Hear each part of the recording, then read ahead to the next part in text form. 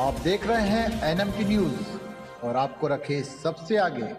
उद्धव ठाकरे पर निशाना, ठाणे में फडणवीस बोले एकनाथ शिंदे और राज ठाकरे ही बाला साहेब के विचारों के असली वारिस। महाराष्ट्र के उप मुख्यमंत्री देवेंद्र फडणवीस ने ठाणे लोकसभा को प्रतिष्ठा की सीट बताते हुए यहां से रिकॉर्ड मतों से जीत हासिल करने का दावा किया। उन्होंने बीजेपी पदाधिकारियों और कार्यकर्ताओं से 20 तारीख को अधिक से अधिक मतदान कराकर महायुति के गढ़ को बचाने की अपील की। शनिवार को ठाणे में महायुति के उम्मीदवार नरेश मस्के के प्रचार के लिए आयोजित एक बैठक में फडणवीस कार्यकर्ताओं को संबोधित कर रहे थे। उन्होंने कहा कि एकनाथ शिंदे और राज ठाकरे ही बाला साहेब के विचारों के असली वारिस हैं।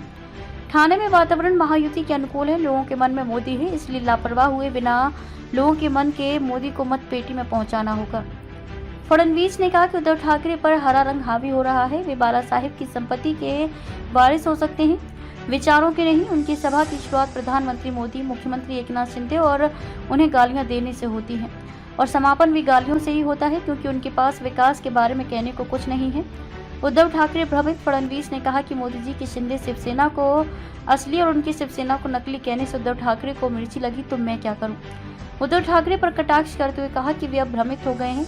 वे 48 नहीं बल्कि 51 सीट जीतेंगे। उन्होंने कहा कि आगे मनपा चुनाव होने हैं, इसलिए सबको पूरी तरह से तैयारी करनी होगी।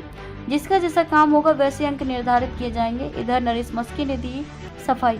ठाणे सीट से महायुति के शिवसेना शिंदे गुट उम्मीदवार नरेश मस्के ने राज ठाकरे परप्रांतीय वाले बयान पर सफाई देते हुए कहा कि परप्रांतियों से उनका मतलब नहीं है, बांग्लादेशियों पर रोक लगाना है। उनके प्रति लोगों में गलतफहमी पैदा की जा रही है। उन्होंने कहा कि पहले के सीएम के कार्यकाल में कई काम बंद हो गए थे, लेकिन एकनाथ शिंदे के सीएम बनने के बाद काम शुरू हुए और उनकी गति भी बढ़ी।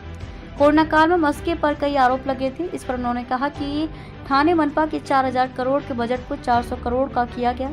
इसके चलते मनपा का काम सुचारू चला और सभी को समय पर वेतन मिला। लोगों को स्वास्थ्य संबंधी उचित सुविधा मुहैया कराई गई।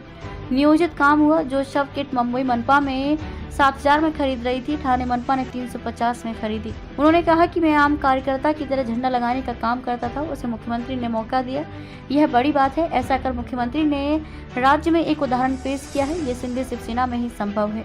प्रचार के आखिरी दिन उन्होंने अपनी बात रखते हुए कहा कि ठाणे को एक सुनियोजित शहर बनाना है। जो परियोजनाएं लटकी हैं उन्हें प्रधानता देना है। ठाणे लोकसभा क्षेत्र की समस्याएं अलग अलग हैं। उन्होंने कहा कि मुख्यमंत्री की कुर्सी के लिए बाला साहेब ठाकरे की बातों को भूल जो कांग्रेस के साथ गए हैं उन्हें बोलने का कोई अधिकार नहीं है। ये सिर्फ लोगों की भावना से खेलने का काम है।